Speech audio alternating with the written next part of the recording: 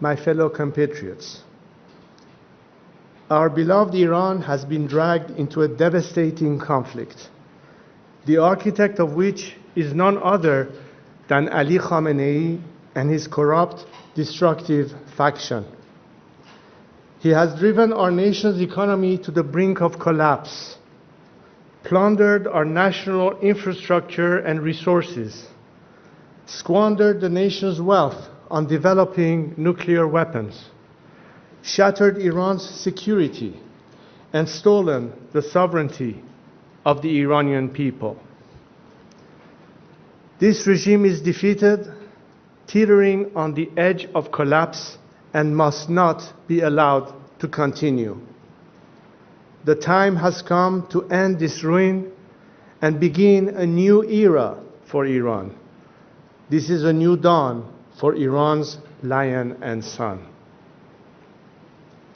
Ladies and gentlemen, over the past few days, I have spoken with people across Iran from every walk of life. An officer in the armed forces, a mother fleeing Tehran, a factory worker from Tabriz, a young woman, activist for the Women Life Freedom Movement. These voices represent a nation embattled but resilient, that is not asking for its freedom, it is fighting for it.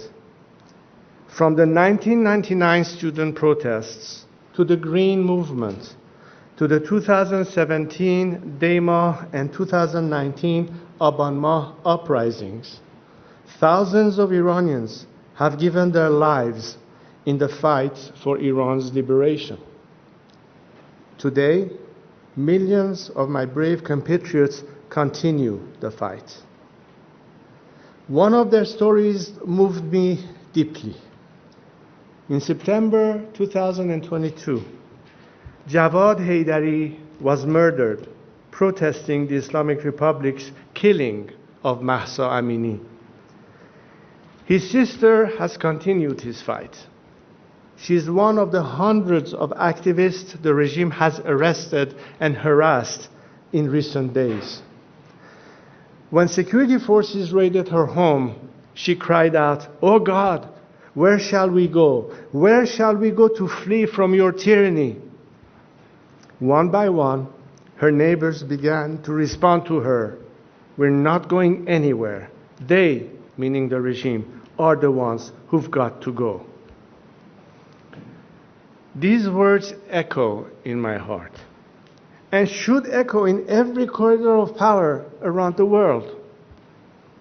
Today, it is clearer than ever. The Islamic Republic is collapsing. Credible reports indicate that Ali Khamenei's family and the family of senior regime officials are making preparations to flee Iran. The regime is on its last legs in towns and cities across the country. The military is fractured. The people are united. The foundation of this 46-year tyranny are shaking. This is our Berlin Wall moment. But like all moments of great change, it comes fraught with danger. We stand at a crossroads. One road leads to bloodshed and chaos, the other to a peaceful and democratic transition. The difference in these two roads depends on one factor, and one factor alone: whether the current regime in Iran is allowed to survive. If the West throws the regime a lifeline, there will be more bloodshed and chaos, because this regime will not submit or surrender after it has been humiliated. It will lash out. As long as it is in power, no country and no people are safe, whether on the streets of Washington, Paris, Jerusalem, Riyadh, or Tehran. There is only one way to achieve peace: a secular, democratic Iran. I am here today to submit myself to my compatriots, to lead them down this road of peace and democratic transition. I do not seek political power, but rather to help our great nation navigate through this critical hour towards stability, freedom, and justice. To the people of Iran, I see your courage, I feel your pain. I know you are suffering. I know many of you are afraid for your loved ones, your children, your future. So I speak to you today with a heavy heart. I worked for years, for decades, so that the scourge of war would never reach the borders of our land. Seeing the images of the people of Tehran forced to flee our beautiful capital, the explosions in Isfahan, the fires along the Persian Gulf, all fill me with pain. But more than pain, I am filled with anger, because this war is the result of the selfishness, hatred, and terror of one man, Ali Khamenei. While he directs this war from the safety of his hidden bunker, he uses our people as human shields. It is time to end the suffering. So today, I have a direct message for Ali Khamenei. Step down, and if you do, you will receive a fair trial and due process of law, which is more than you have ever given any Iranian. To other senior regime officials, those of you whose hands are soiled with the blood of the Iranian people, you too will have to face justice. But we will not repeat the mistakes in other failed transitions. To those of you who are loyal to the Iranian nation and not the Islamic Republic, there is a future for you in a democratic Iran. If you join the people now, the choice is yours to make. I know these officers, these soldiers, these brave men exist because they are reaching out to me and telling me they want to be part of this national salvation. But now, greater coordination is needed. So to that end, today I am announcing that I am establishing a formal channel for military, security, and police personnel to reach out directly to me, my team, and our expanding operation. This is a secure platform to efficiently manage the growing volume of inbound communications and requests from those breaking with the regime and seeking to join our movement. For those patriotic members of our armed forces, the time is now to join the nation. If you do, I will make sure your service to Iran is not forgotten and is celebrated. To the international community, now is the moment to stand with the Iranian people. Do not repeat the mistakes of the past. Do not throw this regime a lifeline. You are right to be concerned about stopping nuclear weapons and securing regional stability.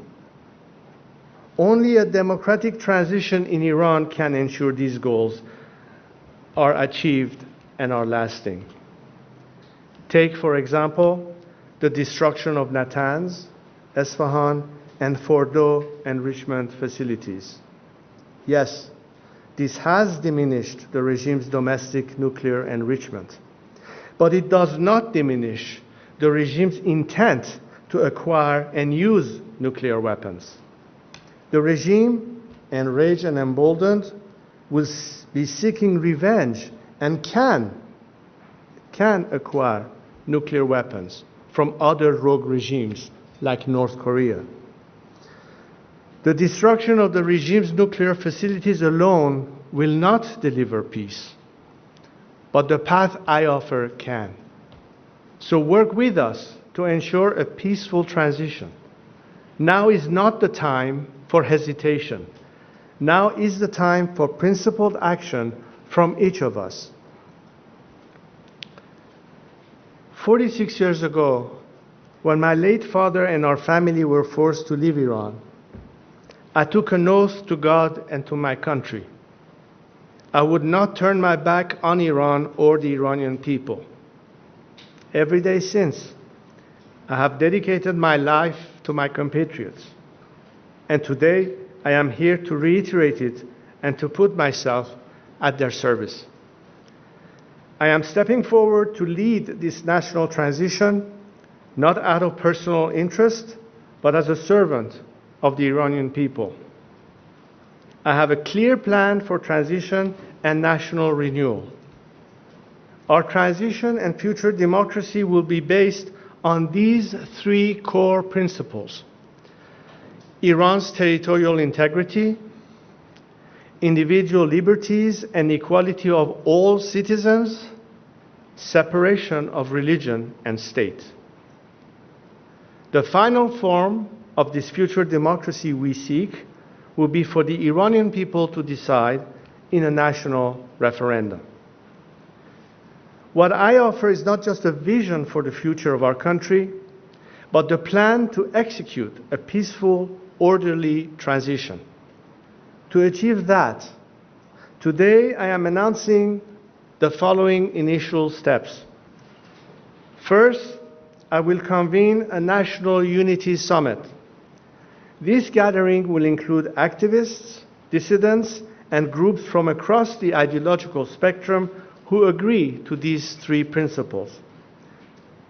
It will not be limited just to political groups, but business leaders, professionals, experts, and other groups with influence across Iranian society. This summit's objective will be to agree on a roadmap for democratic transition and reconstruction. Second, in parallel to the democratic process, I am developing an economic plan to rebuild Iran. We have already launched the Iran Prosperity Project, a comprehensive plan for the economic reconstruction and social stabilization of our country in 3 phases. The emergency phase of the first 4 to 6 months, the establishment phase of 18 to 24 months, and the normalization phase, which is long-term. In the coming days, my team of experts will publish the plans for the first 100 days after the collapse of the Islamic Republic based on this work. We are bringing together some of the world's greatest investors, builders, entrepreneurs, and experts who care about Iran and see its immense potential. They stand ready to put in the expertise, the talent, and the capital to rebuild our nation and turn it into one of the world's most attractive markets. Imagine this new Iran, a free and democratic Iran, living at peace with our neighbors, an engine of growth and opportunity in the region, a beacon of culture, innovation, and pride in the world. It is within our reach. We are proud, ancient, resilient people. The task before us Iranians today is no less than the ones faced by the great leaders, the great unifiers, the great builders of our history, like Cyrus the Great. As we embark on the final steps of this path to national revival, to liberation, to peace, we continue to be inspired by him. To my compatriots, this is our moment. I am with you. Let us build this new Iran together. Thank you. Thank you.